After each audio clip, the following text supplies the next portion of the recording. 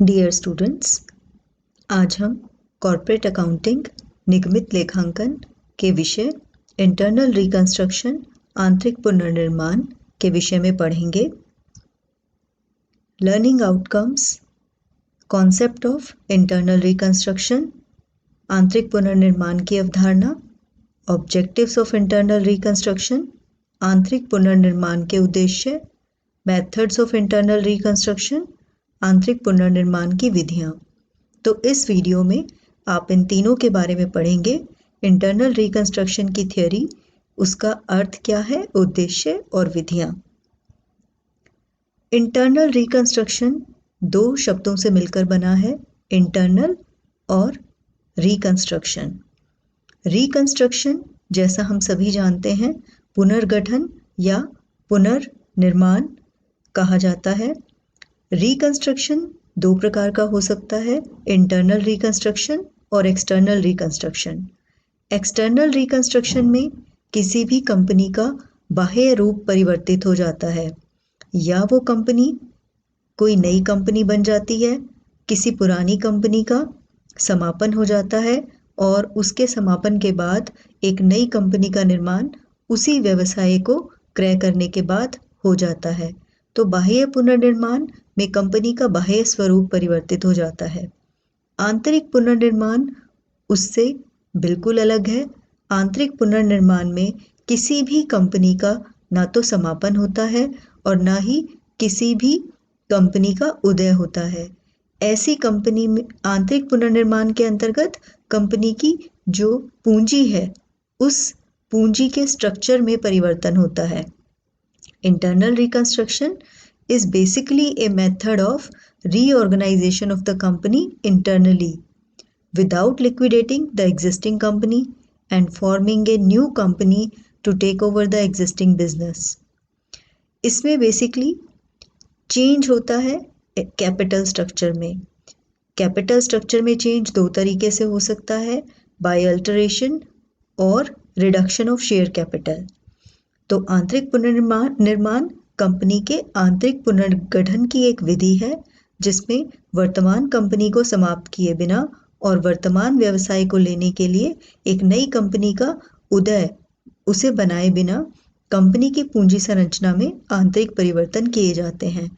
तो इसके अंतर्गत कंपनी के कैपिटल स्ट्रक्चर में चेंज होता है, कंपनी की बैलेंस शीट में चेंज होता है, कंपनी की एसेट साइड और जो लायबिलिटी साइड है बैलेंस शीट की वो चेंज हो जाती है। आंतरिक पुनर्निर्माण कंपनी के आंतरिक रूप को परिवर्तित कर देता है। ऑब्जेक्टिव्स ऑफ इंटरनल रिकंस्ट्रक्शन, सबसे मेन ऑब्जेक्टिव इंटरनल रिकंस्ट्रक्शन को करने का होता है to show the true and fair financial position of the company and to simplify the capital structure of a company. कई बार कंपनी की संपत्ति वास्तविक मूल्य पर नहीं होती, कंपनी की पूंजी संरचना उचित नहीं होती, कंपनी की पूंजी संरचना में बहुत ज़्यादा लोन कैपिटल होती है, उसकी ओन कैपिटल एसेट्स को रिप्रेजेंट नहीं करती, कंपनी को बहुत सी हानियां होती हैं जो उसकी बैलेंस शीट में संचित हो जाती हैं। तो ऐसी स्थिति में कंपनी की फाइनेंशियल पोजीशन उचित रूप से दिखाई नहीं देती, ना ही कंपनी का पूंजी ढांचा उसका उचित प्रकार का होता है। तो ऐसी परिस्थिति में कंपनी का आंतरिक पुनर्निर्माण किया जाता है। तो आंतरिक पुनर्निर्माण का ये उद्देश्य है। इसके अलावा आंतरिक पुनर्निर्माण का एक सिंपल उद्देश्य ये है कि कंपनी के पुराने संचित लाभों को राइट ऑफ कर दिया जाए, अपलिखित कर दिया जाए। राइट ऑफ फिक्टिशियस एसेट, किसी भी कंपनी में बहुत सारी फिक्टिशियस एसेट्स हो सकती हैं, जैसे share issue expenses, preliminary expenses, discount on issue of shares या डिबेंचर्स। इन सभी को राइट ऑफ करना, अपलिखित करना इंटरनल रिकंस्ट्रक्शन का उद्देश्य होता है। To reduce the value of assets to their true values, company की संपत्तियों को उचित मूल्य पर, वास्तविक मूल्य पर दिखाना इंटरनल रिकंस्ट्रक्शन का उद्देश्य होता है। कंपनी की कुछ संपत्तियां उनके वास्तविक मूल्य से बहुत अधिक मूल्य पर बैलेंस शीट में दिखाई गई होती हैं या कुछ संपत्तियां कम मूल्य पर दिखाई गई होती हैं।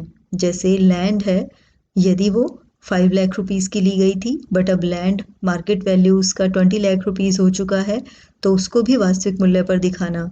या फिर कोई संपत्ति जैसे कंप्यूटर्स हैं, वो 10 लाख रुपीस के लिए थे, लेकिन नई टेक्नोलॉजी आने के कारण वो बहुत जल्दी ऑब्सोलीट हो गए, तो वो जो वास्तविक मूल्य उन कंप्यूटर्स का था वो अब सिर्फ 1 लाख रुपीस हो गया है। तो उन एसेट्स को वास्तविक मूल्य पर कंपनी में दिखाने के लिए आंतरिक पुनर्निर्माण करना आवश्यक हो जाता है। एक इम्पॉर्टेंट उद्देश्य किसी भी आंतरिक पुनर्निर्माण का है to reduce the face value of shares to their real worth so that it could become attractive for potential investors। आप सभी जानते हैं कि कंपनी के शेयर्स के प्राइस फेस वैल्यू पर शेयर हो सकता है, मार्केट प्राइस भी हो सकता है शेयर्स का। शेयर प्राइस कई प्रकार के हो सकते हैं, लेकिन एक शेयर कंपनी के एसेट्स को रिप्रेजेंट करता है। तो यदि शेयर प्राइस बहुत ज़्यादा बड़ा शेयर फेस वैल्यू उसकी बहुत ज़्यादा है या फेस वैल्यू बहुत कम है, तो कंपनी के लिए वो बहुत किसी भी इन्वेस्टर के लिए वो बहुत अट्रैक्टिव नहीं होता शेयर। सपोज करिए एक कंपनी का शेयर 1000 रुपीज़ का है, तो वो बहुत अट्रैक्टिव नहीं है इन्वेस्टर्स के लिए। इन्वेस्टर्स किसी भी शेयर का एक रियल प्राइस, एक रियल वर्थ पे उसे लेना चाहते हैं। शेयर को कोई इन्वेस्टर लेता है क्योंकि उस शेयर के बदले में उसे उस कंपनी का एसेट्स का रिप्रेजेंटेशन मिलता है। यदि एसेट्स रियल प्राइस पे होंगी, रियल वर्थ पे होंगी और शेयर उसकी रियल वर्थ को शो कर रहे होंगे, तो वो इन्वेस्टर्स के लिए बहुत अट्रैक्टिव हो जाएंगे। इसीलिए शेयर्स की फेस वैल्यू को रियल बनाने के लिए और अट्रैक्टिव बनाने के लिए रिकंस्ट्रक्शन किया जाता है। इससे क्या होता है कि शेयर होल्डर्स का कॉन्फिडेंस भी बढ़ता है। तो इंटरनल रिकंस्ट्रक्शन का एक ऑब्जेक्टिव है to create confidence among share holders. जब किसी कंपनी का कैपिटल स्ट्रक्चर अट्रैक्टिव होगा, true and fair financial position को शो कर रहा होगा, कंपनी की बैलेंस शीट में जो शेयर वैल्यू है वो बिल्कुल एक्यूरेट होगी, तो शेयर होल्डर्स का कॉन्फिडेंस इंक्रीज होगा। यदि किसी कंपनी का कैपिटल स्ट्रक्चर उचित हो जाता है, तो ऐसा होने से कंपनी को फ्यूचर में प्रॉफिट्स होते हैं जिन्हें वो एज ए डिविडेंड डिस्ट्रीब्यूट भी कर सकती है। तो यदि किसी कंपनी का इंटरनल रिकंस्ट्रक्शन होता है, तो उससे शेयर होल्डर्स का कॉन्फिडेंस भी इंक्रीज होता है। तो ऑब्जेक्टिव्स ऑफ इंटरनल रिकंस्ट्रक्शन ये सभी हैं। अब हम बात करते हैं methods of internal reconstruction. Now these are very simple. There are 2 methods. Alteration in the share capital, अंश पूंजी में परिवर्तन। इससे कंपनी की शेयर कैपिटल कम नहीं होती, उसमें सिर्फ बदलाव आता है, और वो बदलाव 2 तरह का हो सकता है। या तो कंपनी के अंशों की संख्या बढ़ जाएगी या कंपनी के अंशों के अंकित मूल्य में परिवर्तन आ जाएगा। तो ये अल्ट्रेशन इन शेयर कैपिटल डिफरेंट है रिडक्शन इन शेयर कैपिटल से, क्योंकि reduction in the share capital में शेयर कैपिटल में कमी आएगी।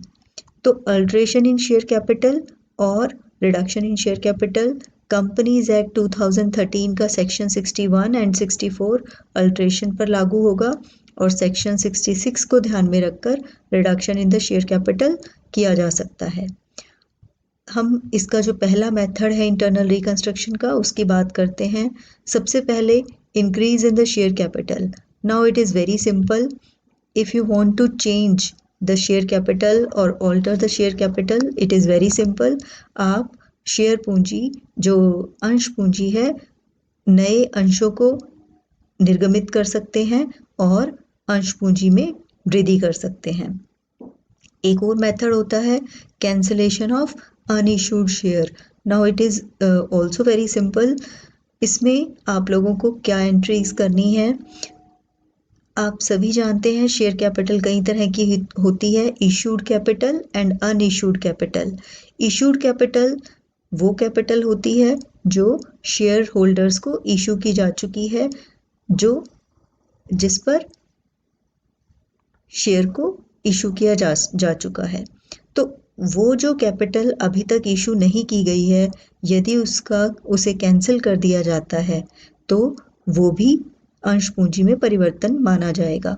सपोज करिए किसी कंपनी की ऑथोराइज शेयर कैपिटल थी 10 लाख रुपीस की और इशूड शेयर कैपिटल थी सिर्फ 8 लाख रुपीस की। अभी 2 लाख रुपीस अनइशूड हैं, तो वो जो 2 लाख रुपीस अनइशूड हैं उन्हें कैंसिल कर दिया गया है और फ्यूचर में उन्हें इशू नहीं किया जाएगा। तो वो क्या कहलाएगा? Cancellation of unissued shares. 2 lakh rupees को कभी भी इशू नहीं किया जा सकेगा। ये दोनों मेथड, इसमें कोई सिंपल एंट्रीज नहीं है। ये फर्स्ट चैप्टर में increase in the share capital आप पढ़ चुके हैं एंड कैंसिलेशन मैंने आपको बताया है कि अनइशूड पोर्शन को आप कैंसिल कर देंगे और फ्यूचर में उन्हें इशू नहीं किया जाएगा। इसके अलावा हमारे 3 और मेथड हैं जिनकी सिंपल एंट्रीज हैं। एक है कंसोलिडेशन ऑफ शेयर्स, इसमें शेयर्स की फेस वैल्यू में चेंज किया जाएगा, इससे अभी हम एंट्रीज देखेंगे। सब डिवीजन ऑफ शेयर, इसमें भी अंशों को उनके फेस वैल्यू में चेंज होगा। और एक है conversion of shares into stock, ये भी बहुत सिंपल है, इनकी अभी हम एंट्रीज देखेंगे। उसके बाद हमारा reduction in the share capital है। इसके 3 मेथड्स हैं। अनकॉल्ड अमाउंट ऑफ शेयर्स, उसे राइट ऑफ करना है, वापस करना है। Paying off, paid up capital को वापस करना है और पेड ऑफ कैपिटल को राइट ऑफ करना है। इन तीनों को भी हम अभी आगे डिस्कस करेंगे। अल्ट्रेशन ऑफ शेयर कैपिटल के 3 ये जो मेथड्स हैं, इनसे 2 चेंजेस होंगे। Number 1, share number of shares में चेंज आएगा। नंबर 2, शेयर्स की फेस वैल्यू में चेंज आएगा। तो consolidation of share is basically it is very simple. इसमें हम क्या कर रहे हैं, इसमें हम एग्जिस्टिंग शेयर्स जो स्मॉल डिनोमिनेशन के हैं उनको बिगर डिनोमिनेशन का बना रहे हैं। जैसे ये स्मॉल डिनोमिनेशन है ₹10, हम इसे बिगर डिनोमिनेशन में कन्वर्ट कर रहे हैं, 100 रुपीज़ के डिनोमिनेशन में इसे कन्वर्ट कर रहे हैं। You can see that there is no change in this amount। 2 lakh है तो ये 2 लाख ही है, लेकिन चेंज किस में आया है कि ये स्मॉलर डिनोमिनेशन बिगर डिनोमिनेशन में कन्वर्ट हो गया है। एंट्री बिल्कुल सिंपल है, share capital account debit to share capital, और इसमें जस्ट चेंज आएगा और ये कंसोलिडेटेड हो जाएंगे शेयर 10 रुपीज़ वाले 100 में। नंबर ऑफ शेयर इंक्रीज हो जाएंगे। पहले नंबर ऑफ शेयर थे 20,000, अब नंबर ऑफ शेयर हो गए हैं 2000। वो हमने कैसे निकाला है, 2 लाख को अगर हम 100 से डिवाइड करेंगे तो नंबर ऑफ शेयर्स आ जाएंगे। तो यहाँ नंबर ऑफ शेयर्स थे 20,000 और यहाँ नंबर ऑफ शेयर है 2000। So it is simple consolidation of shares. फिर हमारा एक आता है sub division of shares. Now it is opposite of consolidation of shares. इसमें हम जो बिगर डिनोमिनेशन के शेयर्स हैं, जैसे ये बिगर डिनोमिनेशन है 100 का शेयर है, उसे हम स्मॉलर पोर्शन में स्मॉलर डिनोमिनेशन में चेंज कर रहे हैं, 10 रुपीज़ में चेंज कर रहे हैं। तो इससे भी ये अमाउंट बिल्कुल सेम रहेगी, सिर्फ चेंज किस में आया है, आपके फेस वैल्यू ऑफ शेयर में और नंबर ऑफ शेयर्स में चेंज आया है। तो ये सिर्फ 2 चेंज इसमें आएंगे। उसके बाद हमारा तीसरा है conversion of shares into stock. Shares अलग होते हैं और स्टॉक अलग होते हैं, तो डिफरेंसेस आपने कंपनी लॉ में भी पढ़े थे। हम सिर्फ सिंपली इसमें क्या कर रहे हैं, इक्विटी शेयर कैपिटल की जगह उसको कन्वर्ट कर रहे हैं इक्विटी स्टॉक में। There is no change in this value. 2 lakh है तो 2 लाख ही रहेगा, सिर्फ चेंज किस में आया, equity share capital account debit to equity stock account। So this is the simple change and it is called as alteration in share capital। अगर हम share capital में इस प्रकार परिवर्तन करते हैं तो इसमें हमें कोर्ट से परमिशन लेने की ज़रूरत नहीं होती, क्योंकि वैल्यू जो शेयर कैपिटल की वैल्यू है वो कम नहीं हो रही। उसमें जस्ट सिर्फ 2 ही चेंजेस हो रहे हैं, नंबर ऑफ शेयर्स में और फेस वैल्यू ऑफ शेयर्स में, तो कोर्ट की कोई ज़रूरत नहीं है। हम दूसरा अब मेथड पढ़ते हैं। दूसरा मेथड है रिडक्शन ऑफ शेयर कैपिटल। अब यहाँ पर कोर्ट की ज़रूरत होगी। इसमें हमें क्या करना है, इसमें हमें सेक्शन 66 को फॉलो करना है, कंपनीज एक्ट 2013 का सेक्शन 66, और रिडक्शन ऑफ शेयर कैपिटल में अंश पूंजी में कमी आएगी। तो अंश पूंजी में कमी आने के कारण ये तभी किया जा सकता है जब कुछ शर्तें पूरी हों। तो सबसे पहली शर्त है कि आर्टिकल ऑफ एसोसिएशन, कंपनी के अंतर नियमों द्वारा अधिकृत होने पर ही अंश पूंजी में कमी की जा सकती है। दूसरा जो शर्त है वो है कि इसके लिए कंपनी की जनरल मीटिंग में, सामान्य सभा में एक विशेष प्रस्ताव पास करना होगा। विशेष प्रस्ताव वह प्रस्ताव होता है जो कंपनी के 3/4 अंशधारियों द्वारा पारित कर दिया जाता है, 75% सदस्यों द्वारा पारित किया जाता है। तो स्पेशल रेजोल्यूशन कंपनी की साधारण सभा में पास होगा। इस रेजोल्यूशन को कंपनी के रजिस्ट्रार को सबमिट करना होगा, उसके पास फाइल करना होगा विद इन 30 डेज। तो ये कुछ कंडीशंस है जिन्हें फॉलो करना पड़ेगा। उसके बाद एक और भी कंडीशन है कि कंपनी का जो ट्रिब्यूनल है उसमें एक पेटिशन डालनी होगी, एक प्रार्थना पत्र देना होगा कि रिडक्शन ऑफ शेयर कैपिटल हम करना चाहते हैं। और उसके बाद ये जो ट्रिब्यूनल से हमें कंफर्मेशन ऑर्डर मिलेगा, जब भी आप ट्रिब्यूनल में कोई प्रार्थना पत्र देंगे और रिडक्शन इन शेयर कैपिटल का प्रपोजल देंगे तो वहाँ पे आपको कंफर्मेशन ऑर्डर मिलेगा। इस कंफर्मेशन की एक कॉपी आपको रजिस्ट्रार ऑफ कंपनीज के पास सबमिट करनी है विद इन 3 मंथ्स। तो 3 महीने में आप ये सबमिट करेंगे। एक और भी कंडीशन है कि अगर ट्रिब्यूनल चाहे तो वो कंपनी को डायरेक्ट कर सकता है कि कंपनी अपने नाम के साथ 2 वर्ड लगाएगी, and reduced. For example company का नाम है S&S limited, S&S limited and reduced, तो उसे अपने नाम के साथ एंड रिड्यूस्ड वर्ड जोड़ने होंगे ताकि जो कंपनी के स्टेक होल्डर्स हैं उनको ये पता चल जाए कि इस कंपनी ने अपनी शेयर कैपिटल रिड्यूस की है, ताकि वो आगे अगर उसे फ्यूचर में लोन दें या उसके साथ कोई डीलिंग करें तो उन्हें पता हो कि इस कंपनी ने अपने कैपिटल स्ट्रक्चर में चेंज किया है, तो उसके साथ वो बिजनेस करते समय ध्यान रखें। तो ये सेक्शन 66 है जो कंपनीज एक्ट 2013 का है और जिसे सभी को फॉलो करना होगा अगर वो रिडक्शन ऑफ शेयर कैपिटल को अडॉप्ट करना चाहते हैं।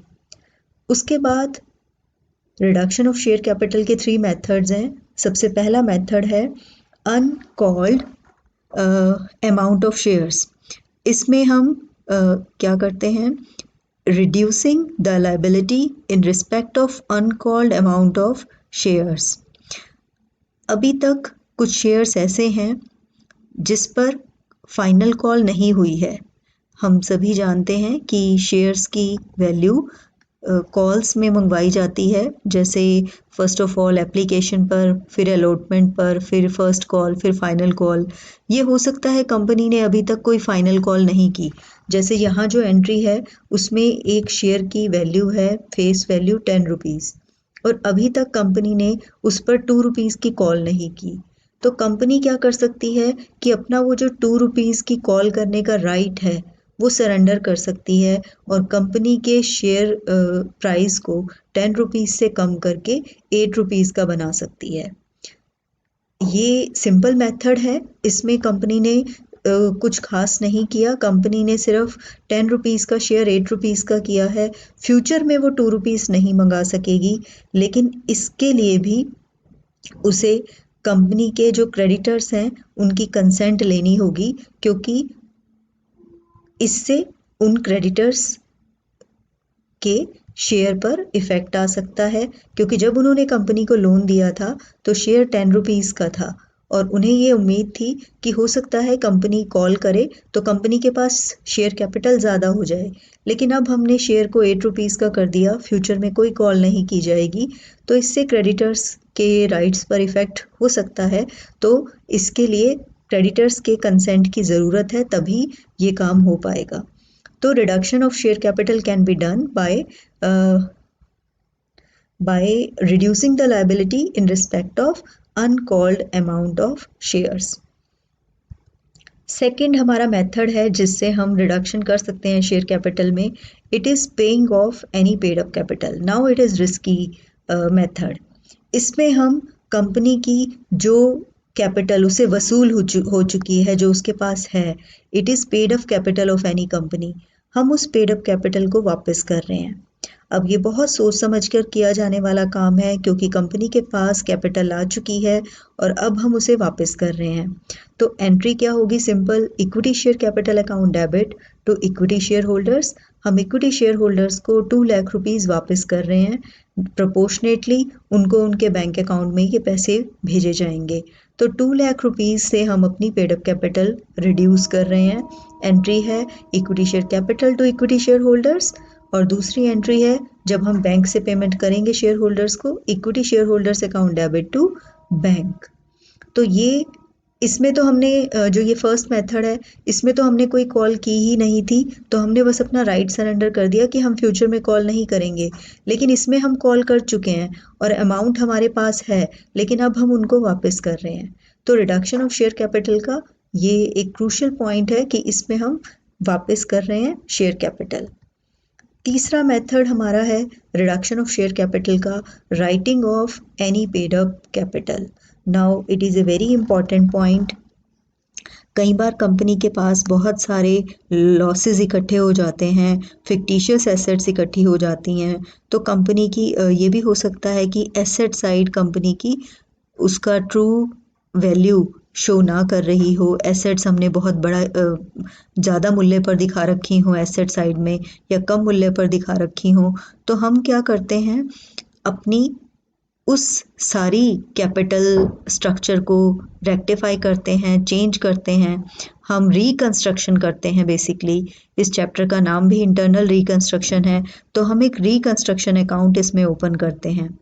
तो कैंसिल करना या राइट ऑफ करना पेड अप कैपिटल को, ये एक तीसरा पॉइंट है। और इसमें 4 एंट्रीज बेसिकली हम लोग करते हैं, जनरल एंट्रीज। फर्स्ट एंट्री है जब हम अपनी शेयर कैपिटल को रिकंस्ट्रक्शन अकाउंट में ट्रांसफ़र कर देते हैं, कुछ हिस्सा उसका। हम बेसिकली क्या करते हैं, हम रिड्यूस करते हैं अपनी पेड अप शेयर कैपिटल को। सपोज़ करिए हमारे पास इक्विटी शेयर कैपिटल है 8 लाख रुपीज़ की, तो हम 2 लाख रुपीज़ से उसे कम करके 6 लाख का कर देंगे, और वो जो 2 लाख रुपीज़ हैं वो हम रिकंस्ट्रक्शन अकाउंट में डाल देंगे, और इस रिकंस्ट्रक्शन अकाउंट से फिर हम डिफरेंट काम करेंगे। तो शेयर कैपिटल को रिड्यूस करना और उस कैपिटल को रिकंस्ट्रक्शन अकाउंट में ट्रांसफ़र करना, ये पहली एंट्री है। दूसरी एंट्री है हमारी जब हम रिकंस्ट्रक्शन अकाउंट से कुछ लॉसेस को रिड्यूस कर सकते हैं।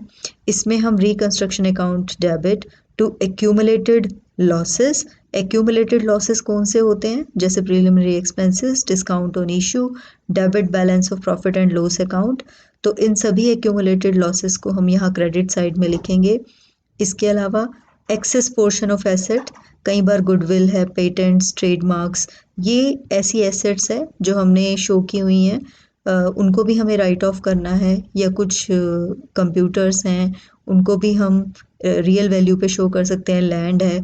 तो इस तरह के एसेट्स को हम यहाँ रिकंस्ट्रक्शन अकाउंट में लिख सकते हैं। उसके अलावा कोई ऐसी लाइबिलिटी जो पहले नहीं थी, अब अराइज हुई है, उसको भी हम यहाँ पे रिकंस्ट्रक्शन अकाउंट से राइट ऑफ कर सकते हैं। तो ये मेथड है राइट ऑफ करने का। उसके बाद है हमारा अगर सपोज़ कई बार ऐसा होता है डिबेंचर से हमें कुछ पेमेंट लेनी है, या ट्रेड पेबल से हमें कुछ अमाउंट मिल सकती है, तो जो भी अमाउंट मिलेगी उसे हम रिकंस्ट्रक्शन अकाउंट में ट्रांसफ़र कर देंगे। उसके बाद लास्ट हमारा मेथड है reconstruction account debit to capital reserve. अगर रिकंस्ट्रक्शन अकाउंट में कुछ बैलेंस बचता है तो उसे लास्ट में कैपिटल रिजर्व में ट्रांसफ़र कर दिया जाता है। तो ये 4 एंट्रीज़ हैं जिनसे हम रिकंस्ट्रक्शन अकाउंट बना सकते हैं और राइट ऑफ कर सकते हैं पेड अप कैपिटल को। इसमें हमें सेक्शन 66 का ध्यान रखना होगा, जो कंपनीज एक्ट का रिडक्शन ऑफ शेयर कैपिटल पे अप्लाई होता है। Now let's discuss important questions. आज हमने इंटरनल रिकंस्ट्रक्शन का मीनिंग, ऑब्जेक्टिव्स और मेथड्स किए हैं, और उन्हीं के बेसिस पर कुछ इम्पॉर्टेंट क्वेश्चंस आ सकते हैं। जैसे पहला है, what is internal reconstruction of companies, explain the objectives of internal reconstruction. तो इसमें मीनिंग और ऑब्जेक्टिव्स को एक्सप्लेन करना है। सेकंड है, discuss different methods of internal reconstruction of companies. What journal entries are passed in case of internal reconstruction? Methods को explain करना है और जर्नल एंट्रीज भी देनी है। यहाँ पे alteration of share capital and reduction of share capital दोनों मेथड्स को एक्सप्लेन करना है और उनकी जर्नल एंट्रीज भी देनी है। और थर्ड है हमारा what is the procedure of reduction of share capital, what journal entries are passed in case of reduction of share capital. तो यहाँ पे रिडक्शन ऑफ शेयर कैपिटल में सारा जो प्रोसीजर है सेक्शन 66 है उसको एक्सप्लेन करना है विद प्रोसीजर, और जर्नल एंट्रीज भी इसमें देनी है। तो ये तीनों इंपॉर्टेंट क्वेश्चंस इस चैप्टर के बन सकते हैं। And now at the end some references, ये कुछ बुक्स हैं जो इस टॉपिक को क्लियर करने में आपकी हेल्प करेंगी। आर्या पब्लिकेशंस की बुक है DK Goyal and Shaili Goyal, Jain and Narang की बुक है कल्याणी पब्लिशर्स की, वीके ग्लोबल पब्लिकेशंस की बुक है, एंड शुक्ला एंड ग्रेवाल की बुक है। These are some books which you can read for further reference. At the end, I just want to say happy learning to all of you.